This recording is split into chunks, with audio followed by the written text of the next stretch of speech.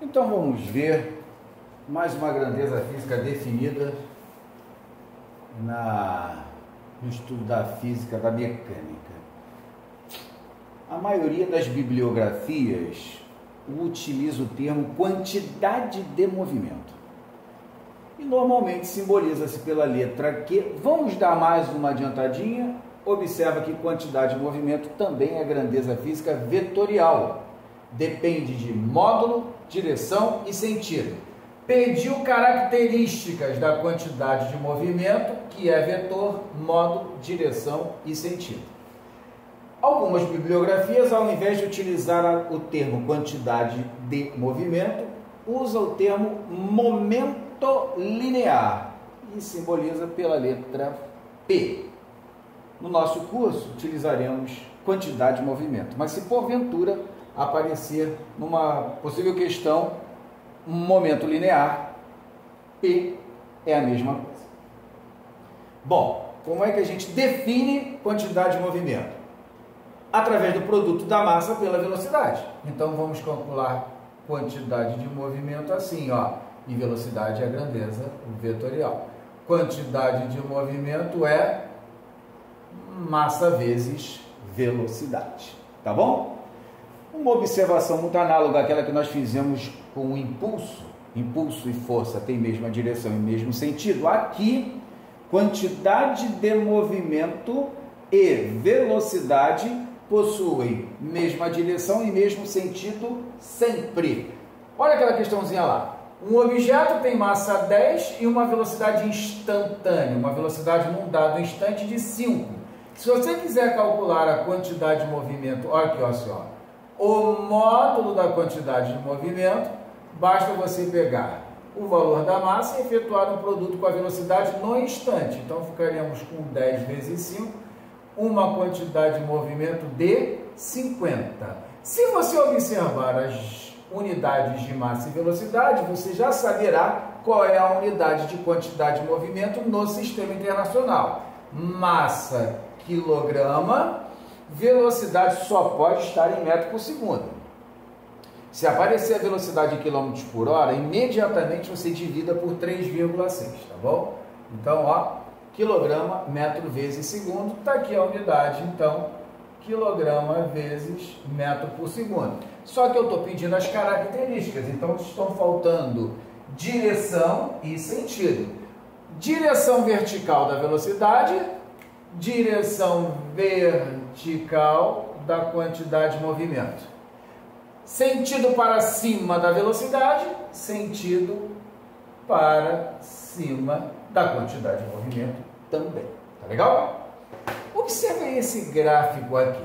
Na ordenada nós temos a quantidade de movimento em quilograma metro por segundo e na abscissa a velocidade em metro por segundo. Observa que forma nesse gráfico QV. No gráfico QV nós temos uma reta. Tá legal? Se você observar aqui, olha o que está acontecendo. Se você pegar para esse ponto aqui a quantidade de movimento e a velocidade no instante, ficaremos com 10 sobre 2. Tá legal, gente? Você sabe que essa fração aqui vai dar 5. Se você pegar esse ponto aqui, vai ficar 20 sobre 4. Observa que 20 quartos também vale 5. Observa o último ponto que você já interpretou naturalmente. 30 sobre 6, 30 sextos também vai dar 5. Então, verifica que nesse gráfico, a razão, quantidade de movimento e velocidade vai ser sempre uma CTE constante. Aí você fica se questionando, mas quem será essa constante? Voltemos à fórmula. Se você jogar a velocidade aqui para baixo, Q sobre V vai ser igual a quê, gente? A massa. Então, num gráfico QV, essa constante será o valor da massa M do bloco. Tá bom? Uma questão muito bacana também que relaciona duas grandezas físicas muito legais que estão diretamente ligadas e intrínsecas à massa e velocidade. Lembra que nós estudamos a energia cinética? mv ao quadrado sobre 2. E acabamos de estudar a quantidade de movimento, que é m vezes v. Eu estou propondo para vocês o seguinte, um exercício lá que diz assim: A energia cinética de um bloco vale 16 joules. E esse mesmo bloco, desenvolvendo a mesma velocidade, apresenta a quantidade de movimento de 8. Tá? Então, um bloco de massa m desenvolve uma determinada velocidade. A energia cinética desse bloco vale 16 joules e a quantidade de movimento desse bloco vale 8 kg/m por segundo. Você saberia me dizer quanto que vale a massa do bloco e a velocidade do bloco? Como é que nós poderíamos resolver essa questãozinha aí então? Então vamos lá, olha só. Eu vou pegar aqui, olha, esse nosso conceito já visto de energia cinética, tá vendo aqui, uma setinha? E vou fazer o seguinte com vocês. A energia cinética não vale 16? Muito bem. mv² sobre 2 não é energia cinética? Muito bem. Como é que eu poderia reescrever mv² sobre 2? Então vamos lá, vou mostrar para você aqui. Ó. m vezes v sobre 2 igual a 16. Eu poderia ou não poderia escrever desse jeito, gente? É ou não é verdade? M, que é a massa, v² é vezes v vezes v sobre 2 igual a 16. Por que você escreveu dessa maneira então, Kiko? Por um simples motivo, olha só. Quem é, na proposta desse exercício, o produto da massa pela velocidade? M vezes v. M vezes v não é a quantidade de movimento? E a quantidade de movimento vale quanto aqui, gente? 8. Então, eu poderia fazer o seguinte. No lugar de m vezes v, que é o produto mv, que é a quantidade de movimento, vamos substituir por 8. Ficaríamos como então? Ó, 8 vezes v sobre 2 igual a 16. Entendeu? E aí então, olha só que moleza. Aqui não vai ficar 4v, ó, 8v sobre 2, aqui fica 4v. Não é isso?